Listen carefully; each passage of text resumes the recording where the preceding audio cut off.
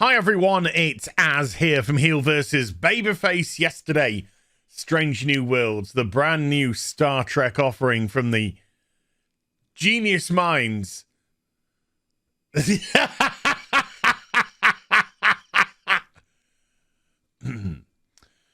Akiva Goldsman and Alex Kurtzman dropped. Now, some people were, I'd say, reasonably looking forward to this. I mean, after everything that we've had with Picard, which was absolute trash, Discovery, which is absolute trash, Strange New Worlds was meant to be the show that returned more to the roots of Star Trek, was going to become more episodic as opposed to long story arc as the others have been, and be a little bit more optimistic and hopeful. Now, when it's coming, though, from the same people who created the likes of Discovery and Picard, one can be forgiven for feeling rather cynical moving into the show. When Anson Mount took over the role of Captain Christopher Pike in the second series of Discovery, a series which I will make you very aware straight away, I did not watch. I watched the first half of Discovery Season 1. I thought it was absolute trash. I stopped watching it. And then I was forced by a group of terrorists, aka my audience, to watch Season 3. And I couldn't bring myself to watch Season 4. Discovery is such a pathetically poor show. However, when Anson Mount took the role of Christopher Pike in Discovery Season 2, most people described it as one of the very few high points in that actual series. His portrayal of the captain proved to be a bit of a win with most people. So here we are with his own show, trying to be more episodic, trying to be more optimistic. Did Strange New Worlds hit that height, or was it just another Goldsman, Kurtzman pile of dross? I have to be completely honest. I can't bullshit around here. Strange New Worlds is superficially what they said it was going to be. Superficially, it's a little bit more hopeful. Superficially, it looks like it's going to be episodic. Superficially, we have brighter colors and therefore a better mood tone. I don't know. But there's something drastically wrong with this show to me. And that is the characters, the way that the characters speak and behave. It's not real. It doesn't feel real. It feels very, very contrived indeed. And what was even more sort of frustrating, because there are elements of the show that I like, and I will go into them. But what was more frustrating is, again, every single character, well, virtually every single character that was at least a main member of this cast in the first episode would have some sort of dour, troubled narrative behind them. Christopher Pike would always see in reflections his future, where he becomes disabled and, hideously disfigured. He kept looking into reflective surfaces and seeing himself looking back. We had the chief security officer who was temporarily number one, as the whole plot in this episode revolved around rescuing the OG number one, which we'll get to. And she has a troubled background with being Khan Noonien Singh's granddaughter, which makes no sense. if you think about the lore of Star Trek, it makes no sense whatsoever. Never mind. Let's move on. And she has this story of woe where her and her family and some other people were captured by the Gorn, and they were either turned into birthing sacks or slit open for food, and she was the last one alive. And what the Gorn do is when there's one alive, they just toss them back, as in tossing a fish back into the water.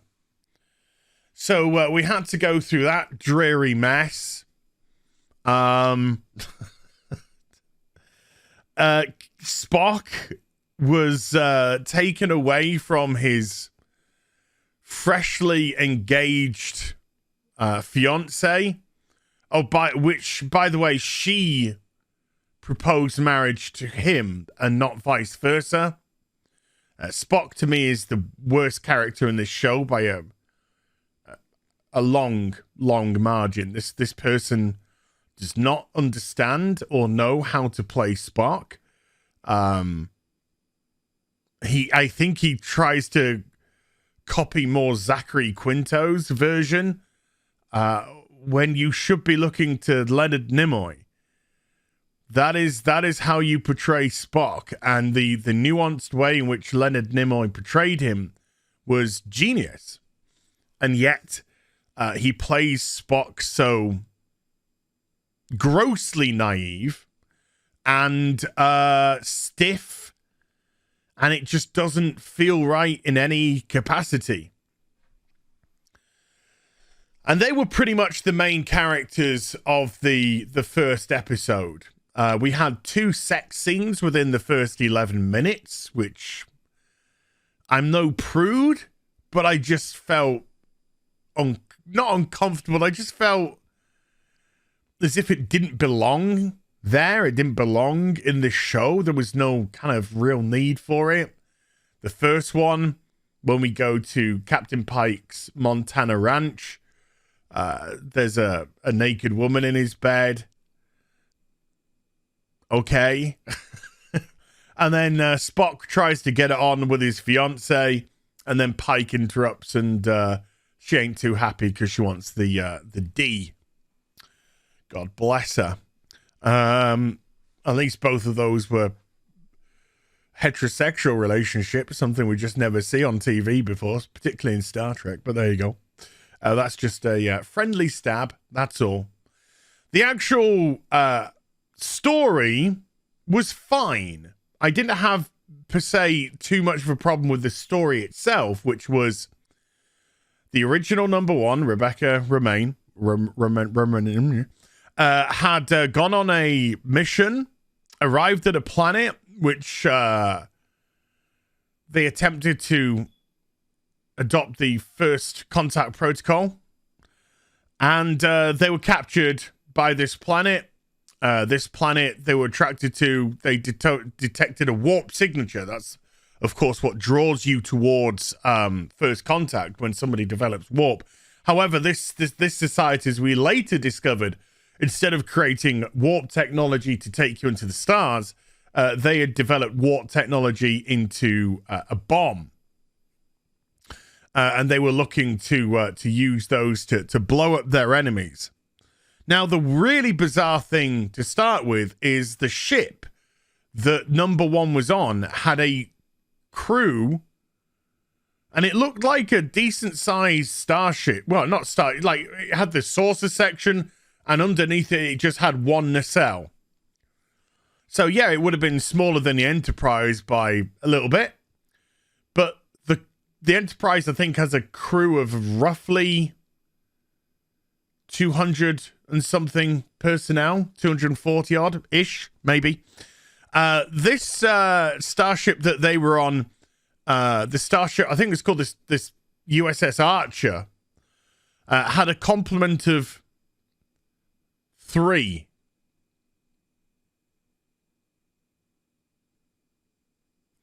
How do you operate a starship which has a warp nacelle and a saucer section with a complement of 3 people? it just didn't seem logical to me, Captain. However, the actual story is fine. They beam down to the planet. They locate the warp signature. They locate the captured crew.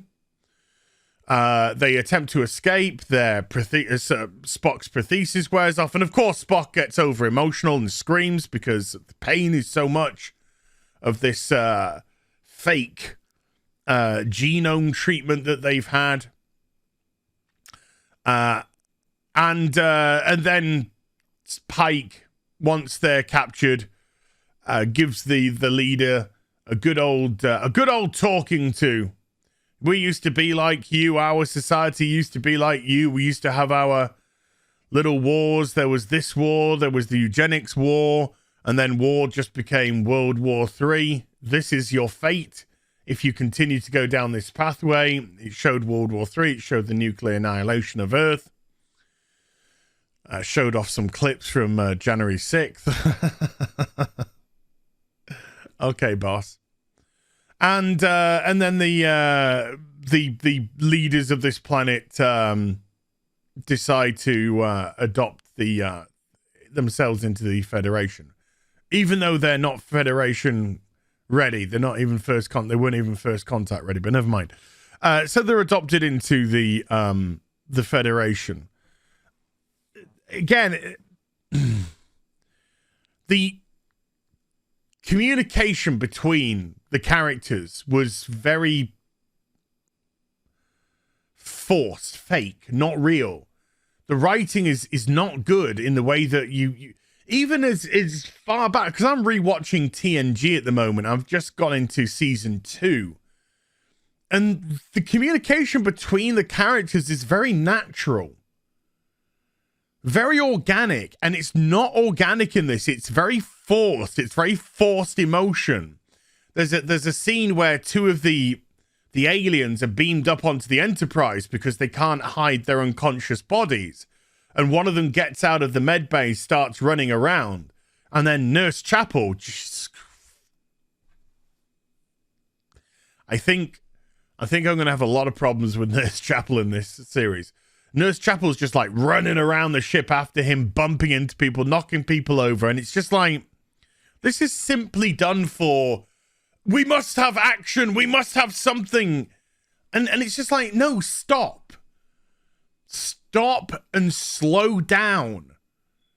And you'll often find that when you're not running around, making your characters hyperactive and banging into people to simulate some sort of action or anxiety or desperation going on, if you just calm down and actually craft some intriguing dialogue, communication between personnel to locate and trap the person, it would work far better.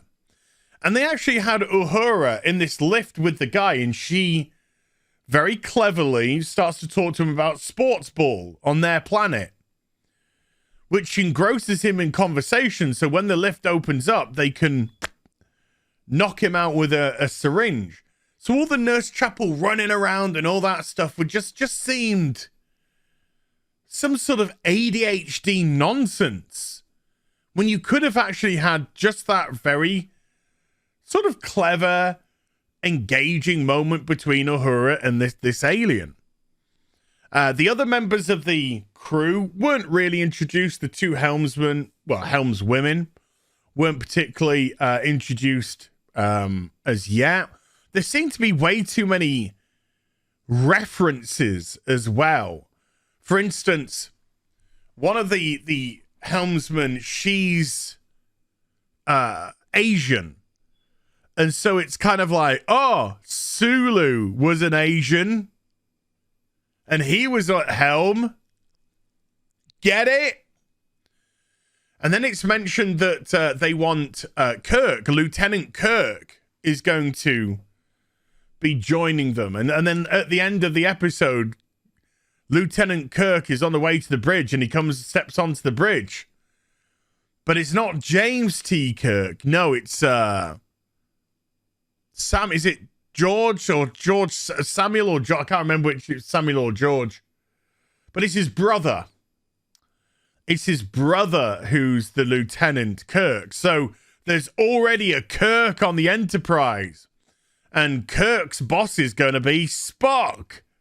But when James T. Kirk was on, he was the boss.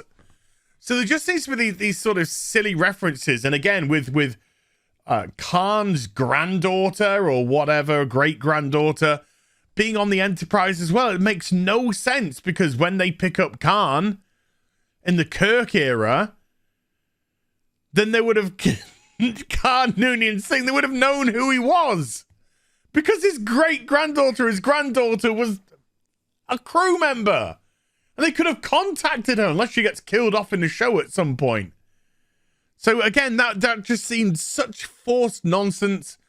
I feel sorry for the actress who plays Uhura, that they've shaved her head, because she's a really pretty girl. And to have shaved her hair off, why? I don't know. It doesn't make any sense. And Anson Mount, he plays a good Captain Pike. He does play a good Captain Pike. So there's a lot of frustrating elements of this show, which unfortunately, based off what we've actually seen from Kurtzman and Akiva Goldsman, I feel is just going to get worse. I don't feel that either of them have the discipline to just calm the fuck down, just slow down, and actually allow characters to engage and communicate like regular people. Because that's what we can relate to.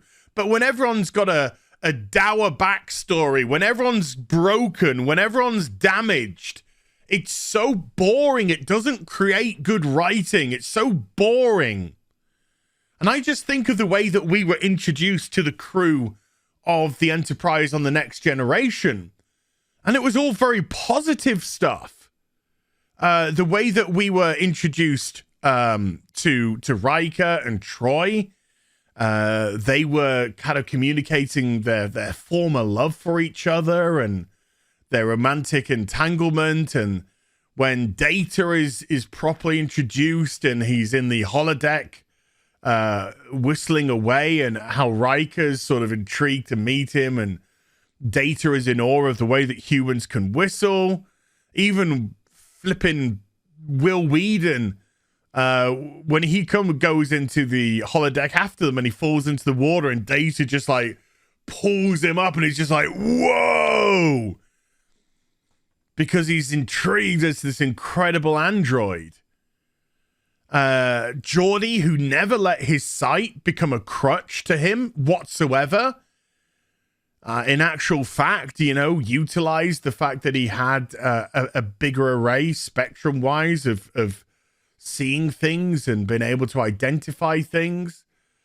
Even though Dr. Crusher had lost her husband many years before, and it was Picard who gave her the news, you could tell that there was a great bond between her and Picard, a potentially romantic one that was only really explored in the first season and then towards the end of the actual show itself. And the way that they talked, the way that they spoke, the way that they communicated, even today, felt natural and organic. This feels like a skin suit. It feels like somebody is pretending to give you what you want without actually giving you what you want, because they keep slipping. They keep slipping back into their bad habits. And although I didn't find the episode egregious and I didn't hate the episode, I thought it was okay. But okay is okay. Okay isn't great. Okay isn't brilliant. Okay isn't wow. It was like, okay, you try to copy an episode of TNG and sort of missed the mark in most aspects of it, but it had a general feel of it. This is going to be... I'm going to watch the next episode. I'm going to watch a couple more. But at the end of the episode itself, it had a sort of what's coming next. And as you would expect, it's all...